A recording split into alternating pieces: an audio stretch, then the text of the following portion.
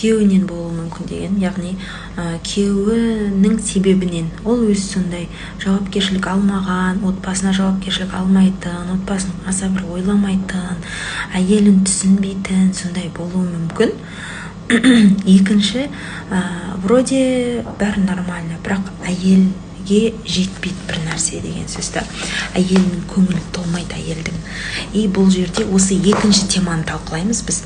Яғни екінші себебін, бұл дегеніміз әйел, значит, проблема әйелдің көп жағдайда әйелдің өзінде болады. Не істеу керек әйелге? Әйел өзін бағаламайды деген сөз. Әйел өзін бағаламайды, ер адамын алдыңғы бірінші орынға қояды.